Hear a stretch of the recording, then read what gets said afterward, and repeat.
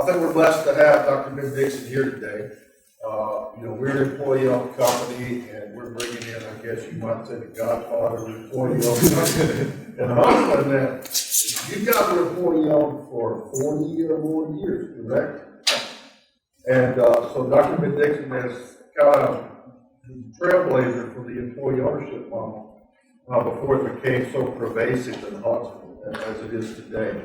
One of the things, so he's going to get up and speak about leadership in the ESOP environment. And so that is appropriate for us. It's appropriate for Chan and the guys that are here from outside because they are ESOP companies. And then I've told you guys over and over again, it's a different business model. It requires a different type of leadership. It requires a different type of mentality and experience and those things. So we're blessed to have him here to do that. And one of the reasons we do this, and I've told the Radiance guys over and over again, is the number one, we like to talk about threats to our company. Economic threats, policy threats. I think the number one threat to Radiance being healthy, strong, and being sustainable is not growing the leadership it takes to run the company 10 years out, 5 years out. And so we created Radiance U with that in mind. We're trying to generate layers and levels of leaders being trained. So we have a broad and deep pool of leaders at every level of the company who are believers in the employee ownership model, disciples of our company. So they know how to do this. And one of the things myself personally being interested in leadership, I started reading about it and I've done it, but I've just always loved hearing leadership perspectives from other people about experience. So again, we've got somebody with a lot of experience today to come in and kind of give us his perspective. So thank you for coming. I know there's a bunch of you out there in the ether somewhere watching this. We appreciate you guys taking the time to do that. And Dr. Bendickson's done it for a long time, and we appreciate you doing this. So thank you, sir. Thank you, Bill.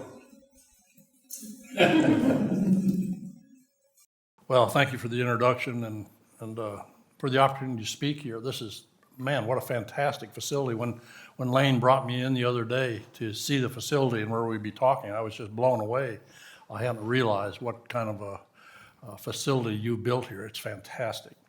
So thank you for having me. I have been doing this a while. Actually, as an ESOP participant, it's a little over 30 years. Employee-owned company, about 45 years or so. So I'm going to be speaking from some of those experiences.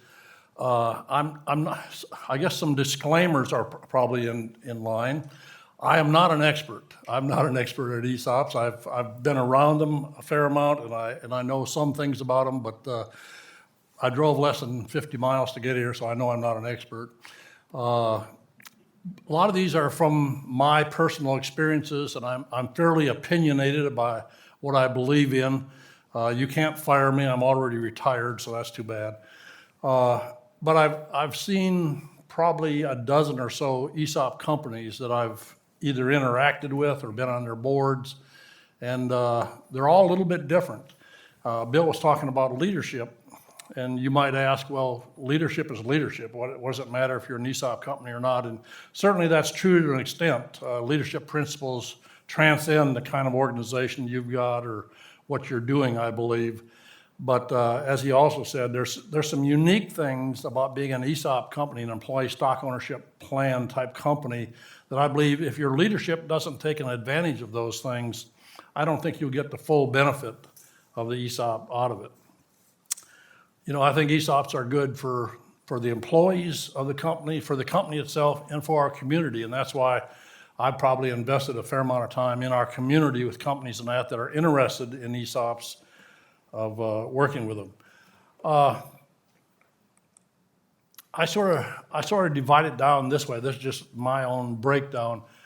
There are companies that take advantage of an ESOP. The seller sells his or her shares to the employees, and it's just a tax advantage thing, and the company never really takes advantage of the ESOP opportunities. that's really not what I want to talk about today. I want to talk about either a partial ESOP where you probably have 50-some% of the shares owned by a stock trust plan, and the other 50% are owned by employees as ISOs or something like that, or 100% ESOP S Corp, where all the shares of the company are owned and in a trust. And I'm looking at companies that really want to take advantage of the differences that an ESOP makes and takes advantage of those. So that's what we're going to talk about. We're going to look at companies like that. You know, the benefits of ownership are pretty apparent. I think we all recognize that. Does your son enjoy washing your car as much as he enjoys washing his car? You know, there's a young man I see him every couple of weeks. He lives over near Grant, and he's got a black Range Rover. It's about 10 years old, but it's in beautiful shape. He washes that car so much. I told him the other day he's going to wear the paint out. But that ownership principle is very strong. I remember when my wife and I bought our first house here in town, you could find us in the evenings or on the weekends out there picking out dandelions out of the grass because it was our lawn. It had to be perfect.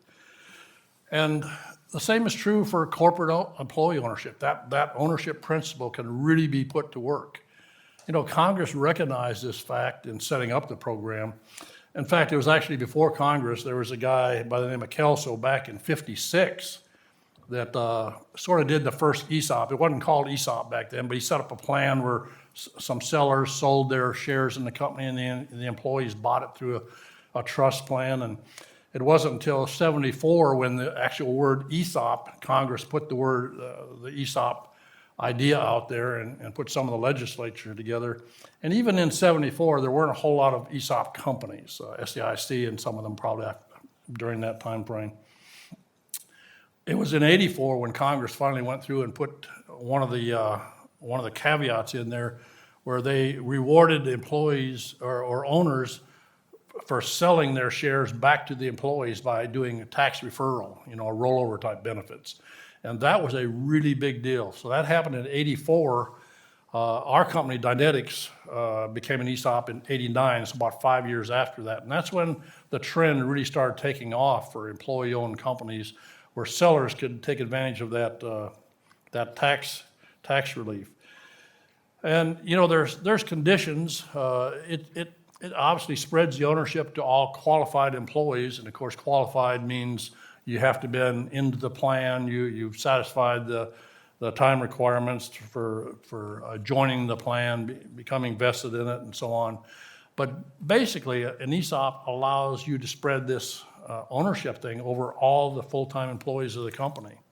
A lot of the ownership plans are about 50%. If you work 1,000 hours or something like that, you can be in the plan.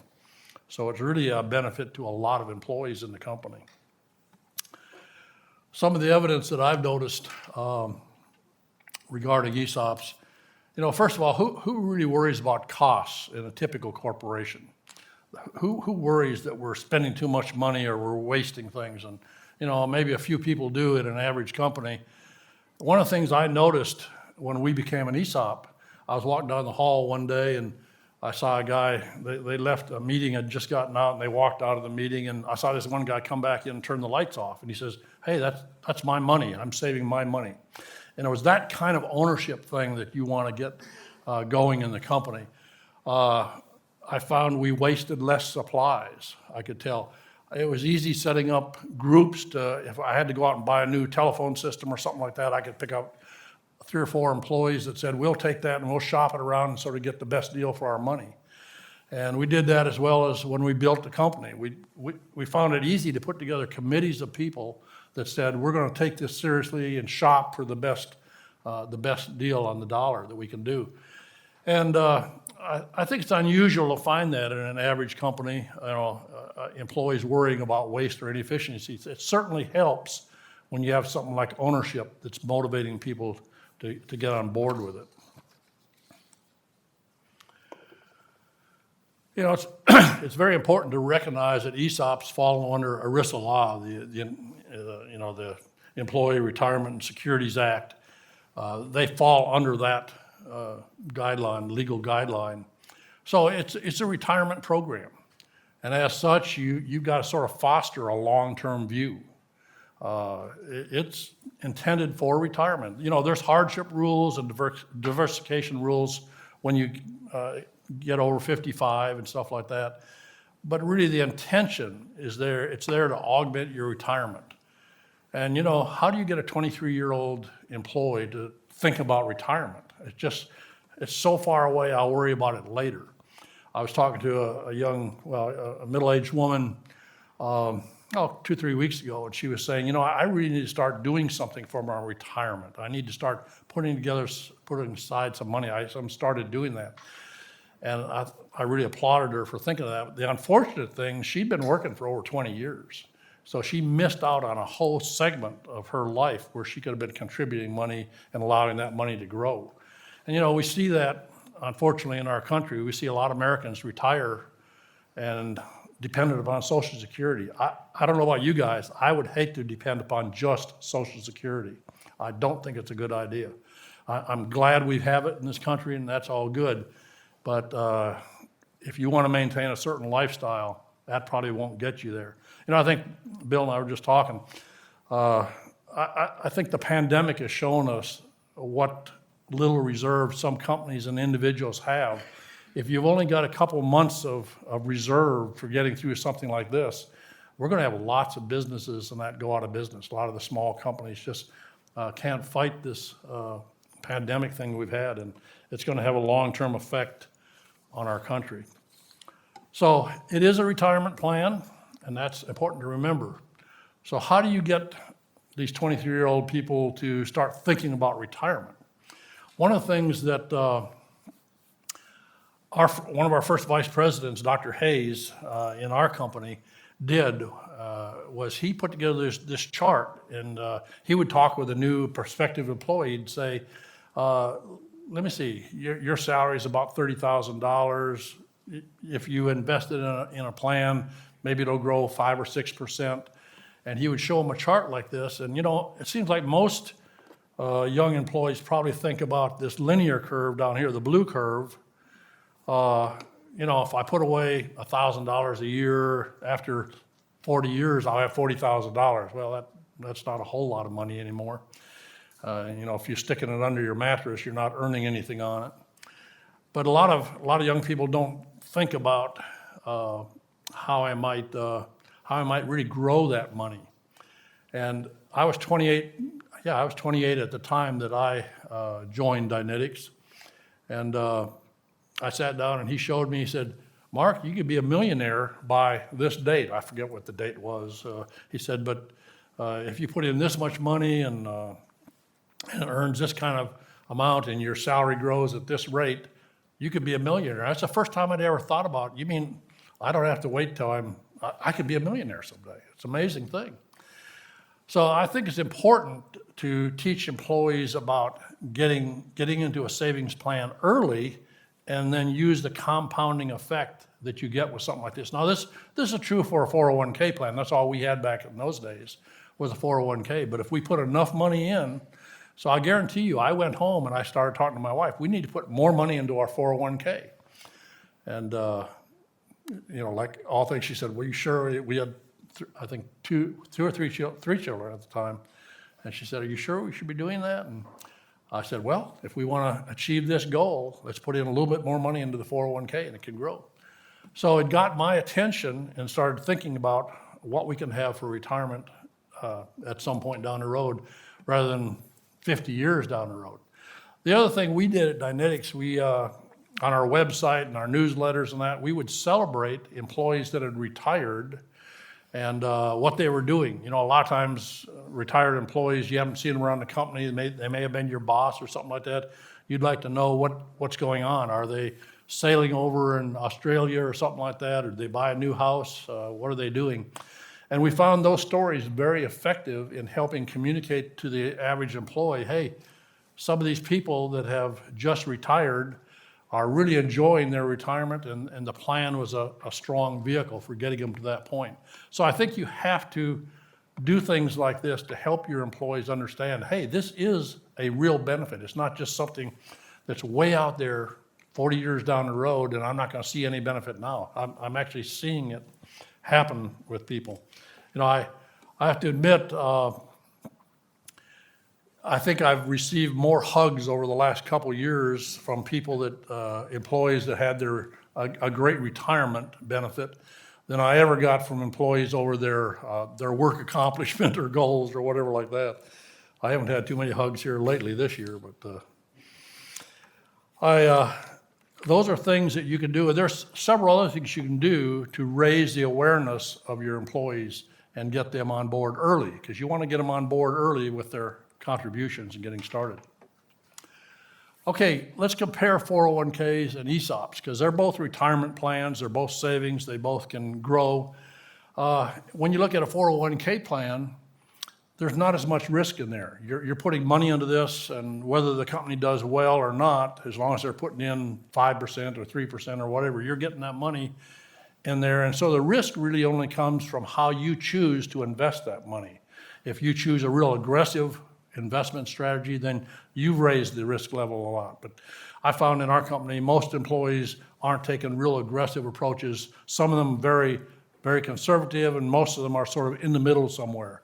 They're looking at plans that involve equities and fixed income, a combination of things. So not so much risk in a 401k plan.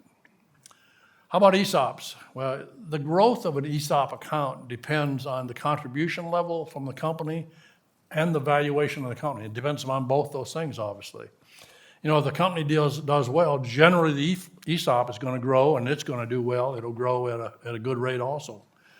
Now, valuation includes a couple of things. Valuation includes an analysis of the industry you find yourself in, as well as how the company is doing in that industry.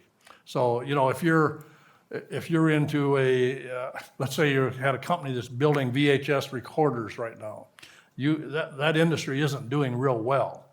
And no matter how well you're doing in that industry, the valuation is probably not going to be very great. So both things are important. You need to be in an industry that's doing well, and you need to be doing well in that industry. Both of them are very important. So the risk-reward dynamic is certainly larger for an ESOP. I mean, it can go down if the company has a setback. If for instance, this pandemic has caused you to lose a lot of sales this year, your stock price can go down. So your account actually declines. And that's hard to explain to employees. So there is risk there. Now the question is risk bad? You know, it can be. It can be a bad thing. It's just got to be managed. I think it can add a lot of excitement to your business. You know, when you write proposals, when employees spend a lot of time working and putting together a proposal and staying up nights and weekends to do that, they've invested a lot of time into that. They're anxious to see, are we going to win or lose that proposal? There's acquiring another company or investing in new products. There's all kinds of things that we can do in a company that bring on some level of risk. It's not like we get in a wagon train anymore and travel across the country to have some excitement. So I think some excitement in our business is good. There's nothing wrong with it. You just need to control the level. And risk with an employee retirement account may not be the place where you want to take a lot of risk. You got a whole bunch of employees out here. This is their employee retirement account. So you got to think, are we doing the right things there? And what you might want to do is think about your fiduciary responsibilities. We certainly, my partner and I we were trustees probably for the first 15 to 18 years of our plan. We took on the trustee position. We felt, well, we don't want to hire and pay that money for an outside trustee. And he'd come back from the meetings and say, wow, I heard about another lawsuit against a trustee. He said, are you sure we should be doing this? And finally, we said, let's go hire. We were getting larger at the time. We said, let's go hire a professional trustee. And that was a good move. I would advise companies now, hire a professional trustee. They're worth the money. Don't try to do this yourself. ESOPs are complex. They're complex, and you don't want to make a mistake with employee benefits like that. Plan administration, you could hardly do that. I mean, you got to really track all the things. So that's something you almost have to go out and get help on. And valuation, of course, you have to have an independent valuator. So you're going to pay for those kinds of things. So those are things you can do, and you can reduce. you'll never reduce your level of risk to zero, but I think if you properly train your managers in that, you'll handle it and not have too many sleepless nights. Some of the things you can do to actually realize the ESOP advantages. Teach business fundamentals.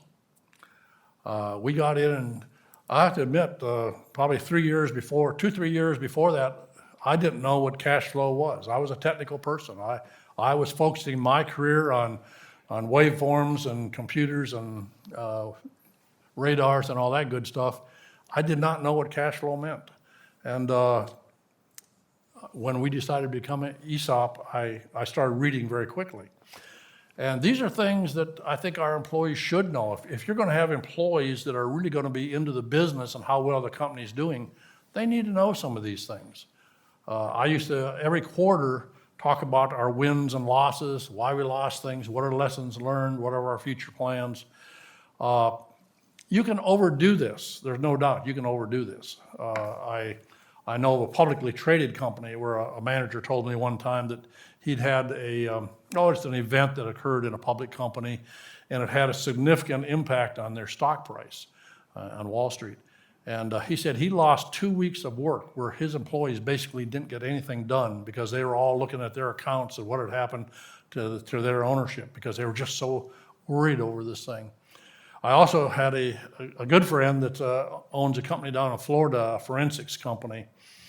And he, about 20 years ago, some of you may remember when open book management style came out, he fully embraced the open book management style. He'd lay his books wide open, they'd all get around a conference table and they'd look at everything that happened. It split his company.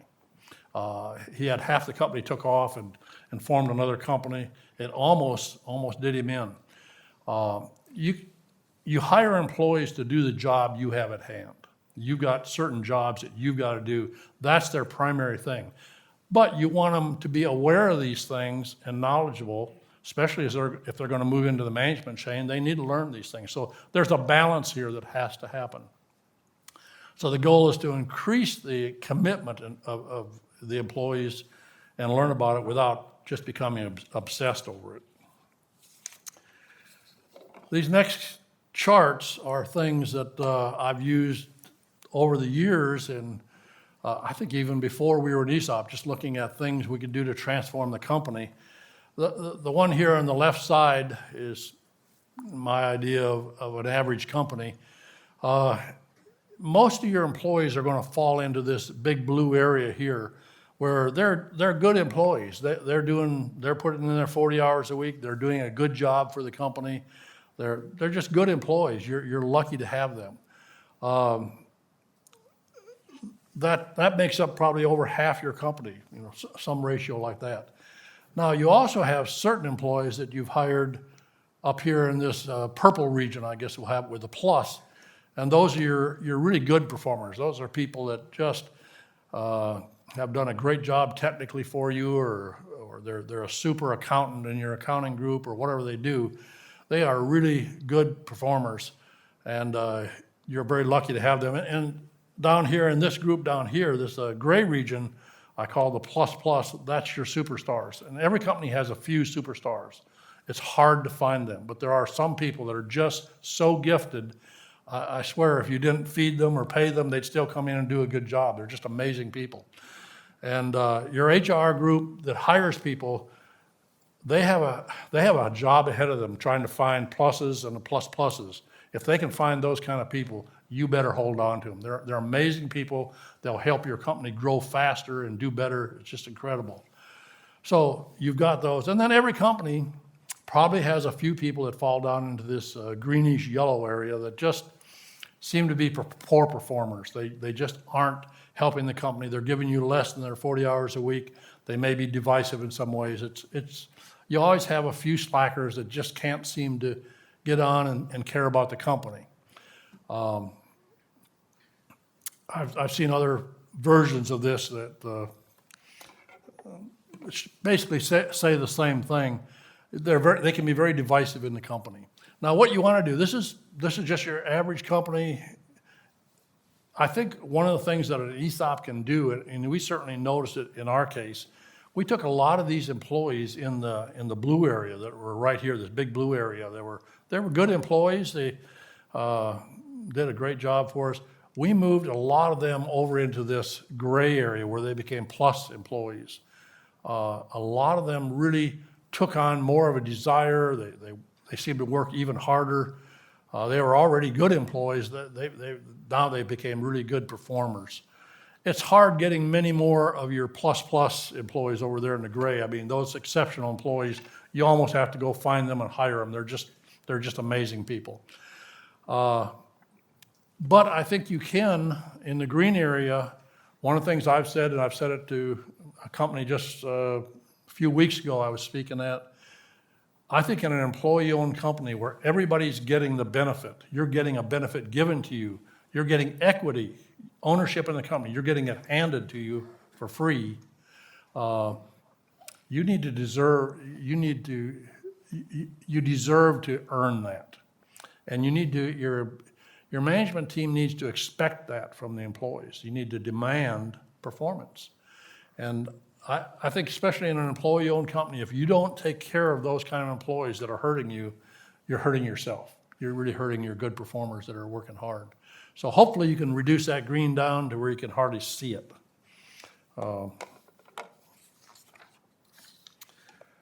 Let's talk a little bit about some of the issues with ESOP companies.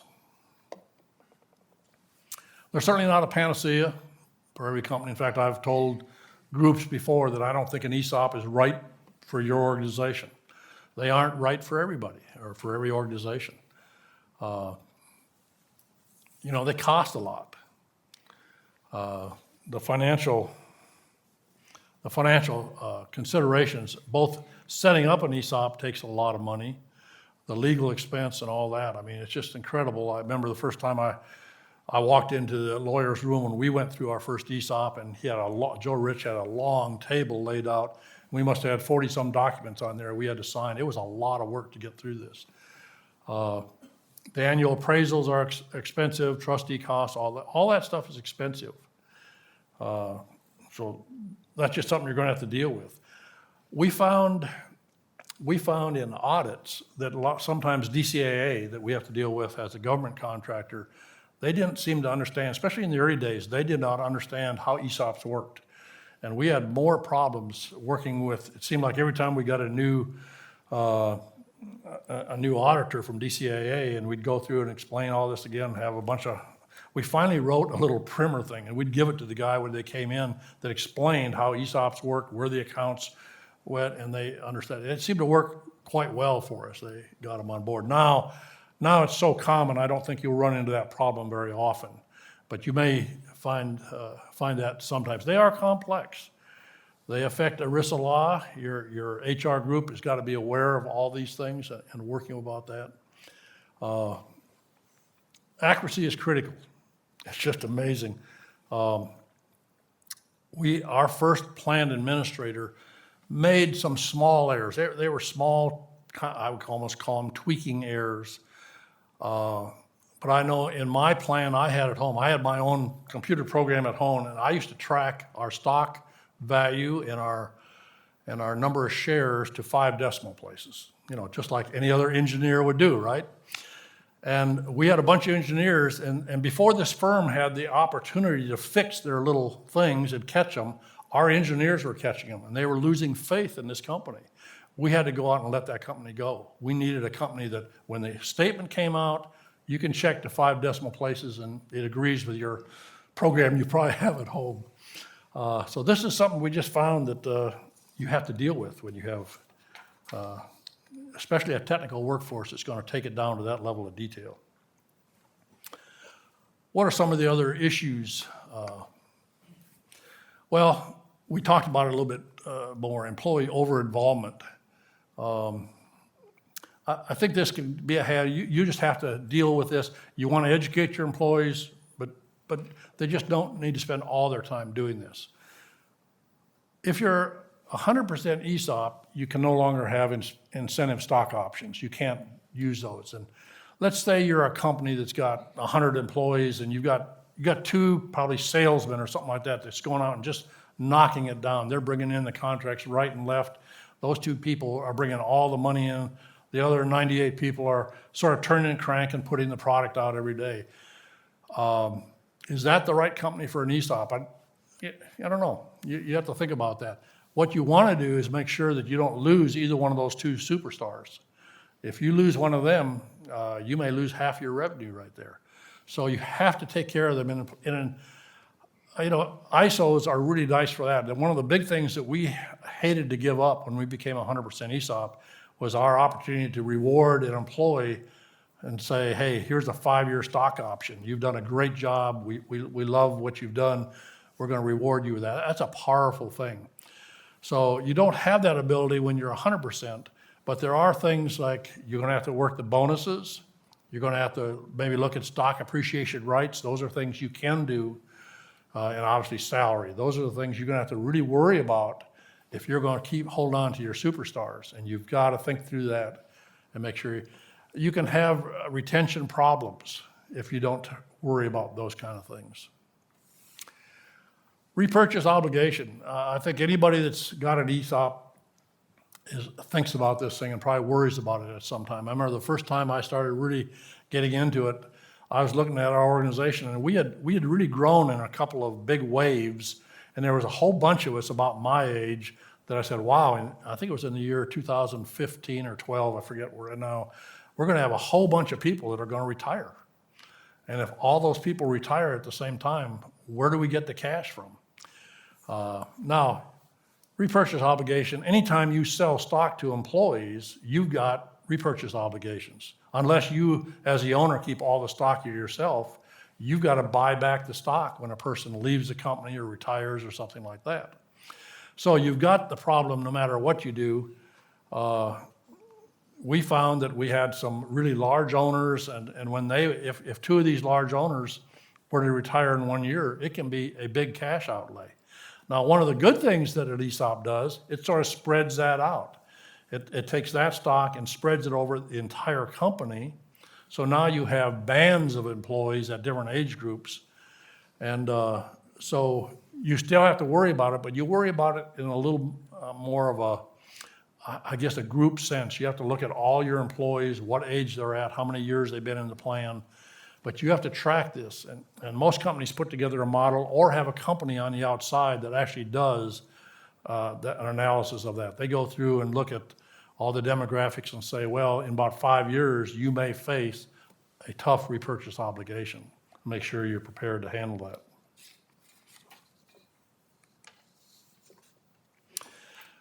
Stock price drop.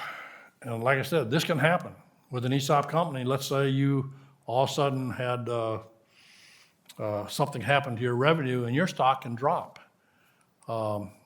It could be a situation like this where, it doesn't have to be a transaction. It could be just the fact that you went down 1 year and the employees see their stock price drop. Now, when you first go into an ESOP, the selling owners leave the company and they take that equity with them, and the company value and the retained earnings drop. As I said, it can result in negative equity. It can actually give you negative equity. Share price drops. In our company, we actually went through a situation like this where our equity became negative. And you have employees looking at this and say, we had positive equity over all these years and all of a sudden it's negative. What's going on here? I had a very smart mathematician come up to me when I first took over the company with the ESOP, and he said, you're playing with monopoly money. He said, this can't work. One of our very brilliant electrical engineers came up to me and said, Marc, there's something wrong here. We're missing something. He said, this will never work. Because they were looking at, we're buying back stock from the owners, from the trust, at this price, but yet our stock price is down here. And I tried to tell them, well, the beauty of this is, at some point, our stock price is going to be up here, and you're buying back stock down here. We'll like it then. But that was hard for them to see and envision, and you've got to be very careful during those times. In fact, there's law firms that specialize in going out and looking for employees that may have gotten terminated during this period of time, and they feel, hey, I had stock, I had a retirement account that was growing, and all of a sudden we went through an ESOP, and now I've lost money unfairly. They will look for employees that might want to sign up and take a lawsuit against you. I was on the board of a company that had that exact problem, and it's a tough problem to fight. So these are some of the things that could happen, and you got to give your employees some time to understand these things and try to work them through. If they can understand the dynamics of the ESOP and the fact that we're going to continue to grow, our stock price is going to go up, it's a long-term thing. Again, you're not looking in the short term. This is a retirement account.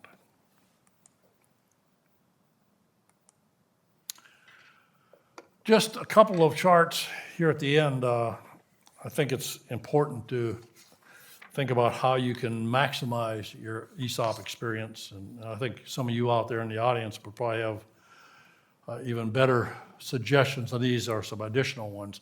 Choose I probably should say a great ESOP advisory committee. This is really important. In fact, Bill, if you'd wanted to have a better speaker, you might have gotten one of my ESOP advisory committee members. They understood and learned the ESOP better than I did. They got so good at this. They understand all the legalities of it. They understood the financial aspects. And I got to the point where I didn't have to worry about this stuff.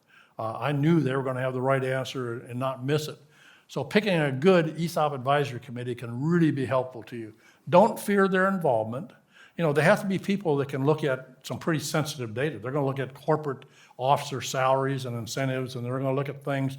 They have to be able to handle that data the right way and deal with it, and then capitalize on what they can do for your organization. That group can probably do more for your organization than you personally can in terms of promoting the excitement of an ESOP. They can get out there and really promote it. So that's a big thing that I always recommend for companies. Go ahead and attend the ESOP conference. It'll scare you at times. They talk about the lawsuits that have happened in the last years and stuff like that, but you need to hear it. I think both your executives and your committee members, mix it up and take one of each from each group and go hear it and come back and have them brief you. They are really good. They're powerful, and they give you a lot of good information. I probably should have mentioned this. I think it's really important you develop a one-team mentality in the company. If you're an ESOP, you're concerned about the entire company, not just how my group is doing.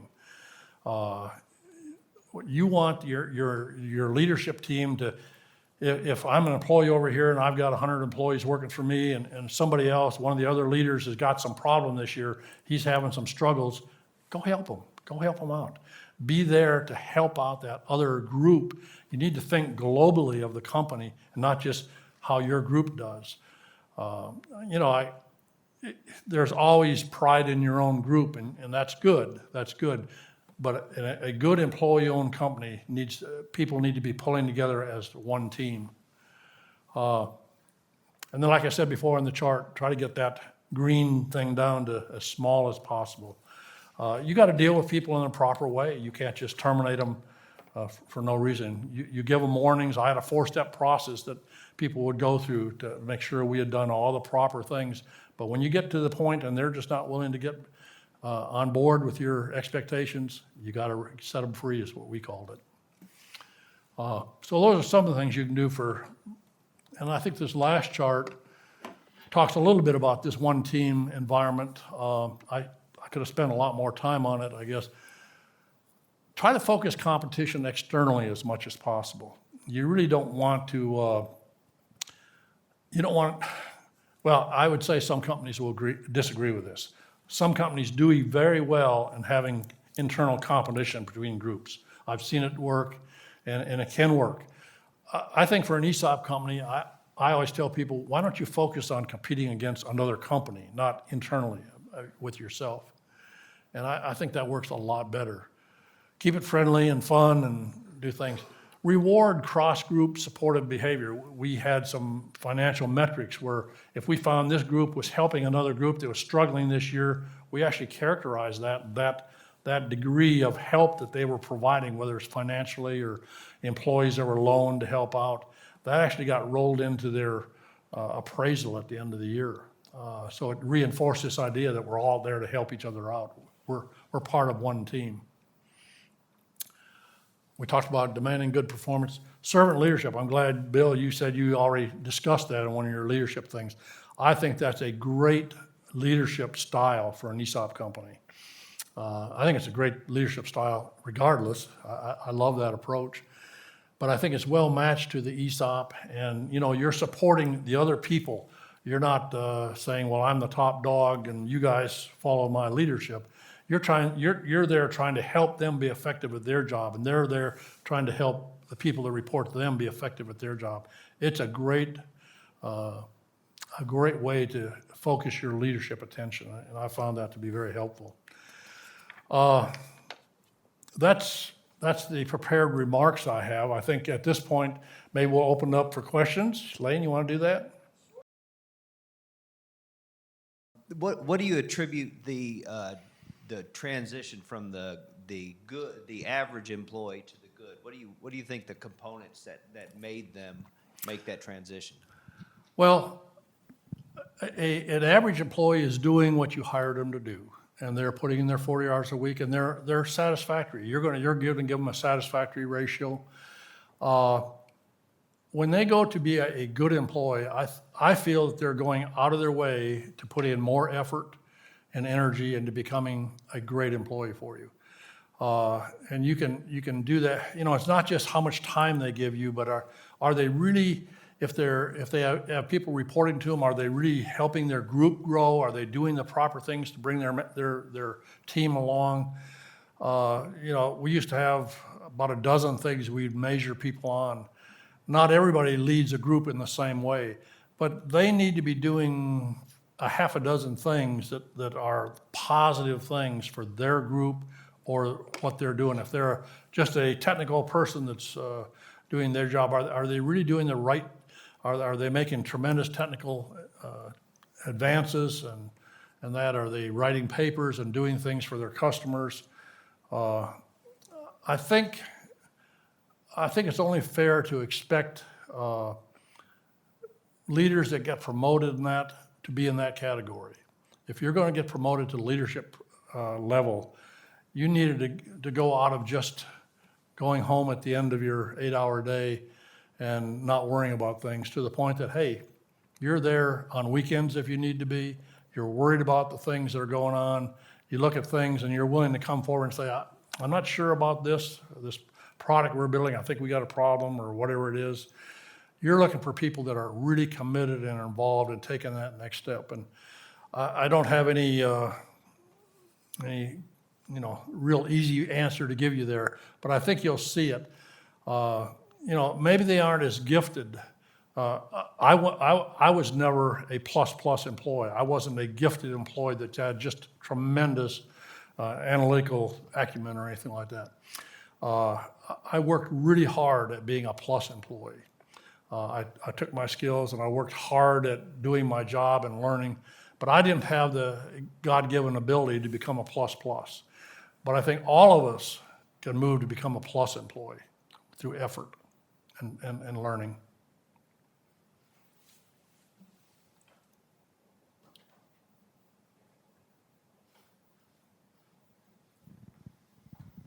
So the first gentleman, Bill, talked about number one challenge is the leadership team. And you talked about growing and building a leadership team in an ESOP.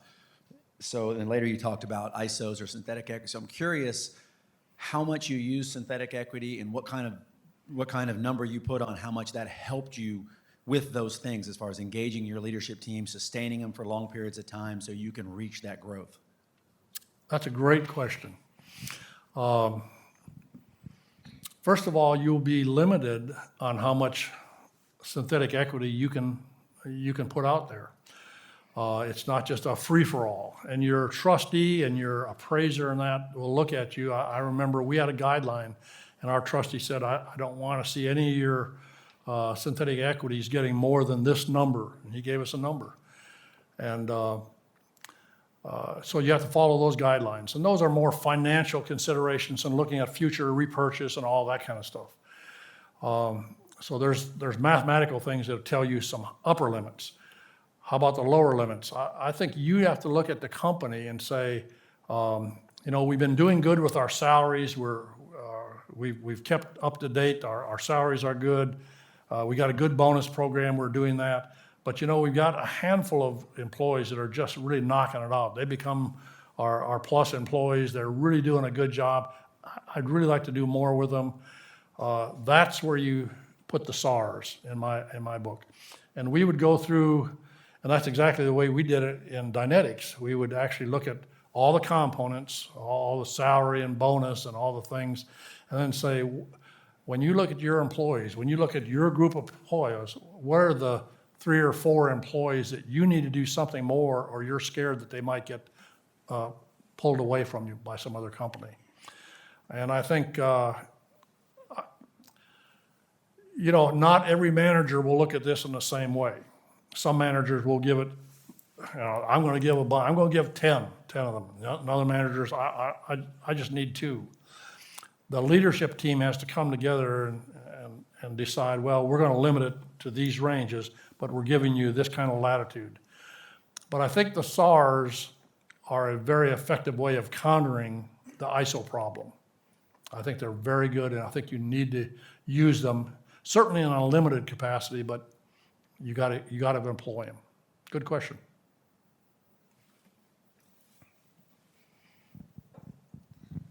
I actually had a follow-up question to the first question that was posed. Since you compared the difference between an average employee, if you will, and an all-star, what are ways that you would advise helping transform and pull out the potential rather than just saying, look for these innate qualities in someone? How do you develop that across an organization? Another great question. My partner took that on, Tom Bombach, and what we said was we put together a course called How to Become an All-Star. And we said, here's the things that we look for. I mentioned 12 things or something like that. I don't remember exactly what the things. It said, here's what we look for in an all-star. If you're wanting to move up to that plus category and you think you can do that, here's what we're looking for. And it's different for every group. It's different for our HR people or our technical people or whatever. And you have to be able to put together a quantitative list of those items, and then you have to train people. You have to go through, we put a course together, we brought people into the room, and they had manuals that they went through and said how to become a Dynetics superstar. Now, we had our expectations and our guidelines and our set of things, but I think it worked pretty good for the company. It did a couple things. It set an expectation out there. Nobody's going to get this handed to them just because I want it. There's expectation. You got to put forth the effort. And when we would evaluate people, we'd have them come back and say, do you think you put together the effort you needed to go to this next level? And I found most of our employees were very honest about saying, yeah, I probably didn't put enough. I had problems this year. We had some things with my parents I had to deal with. I generally didn't find that we had to say, no, you really didn't put the effort together. They were generally pretty honest about it. So there's expectations that have to be met, and then there's goals, and you're not going to hit all those goals. You might hit, I used to go through, and when we'd lay it out, I'd tell employees that reported to me, I don't think you can deal with more than 2 or 3 things a year. If I'm trying to make improvements in more than 3 areas, I'm defocused. So pick out 2 or 3 things that you're going to work on this year to get into that group. And the training thing really worked quite well. Tom did a wonderful job putting that together. Good question.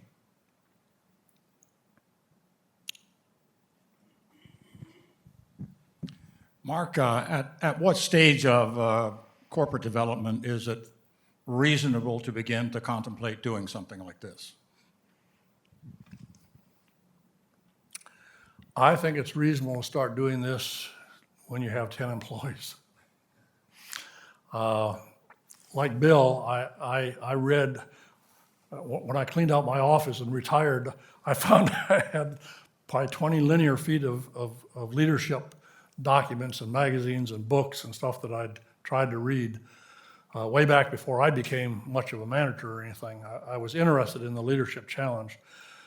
I think you need it right from the get-go. I advised a couple of small companies recently. They're small little companies that are just taking off. Actually, 3 of them I talked to. And in all cases, start teaching leadership principles right off the bat. It's important, and if you don't start it right now, something else will come in and fill that void. It's like a vacuum, and there's going to be other things that come in and get distracted. If you want your company to go a certain direction, lay your goals and objectives out there, and let your people know that this is your goals, and people will line up with it. So I do it very early.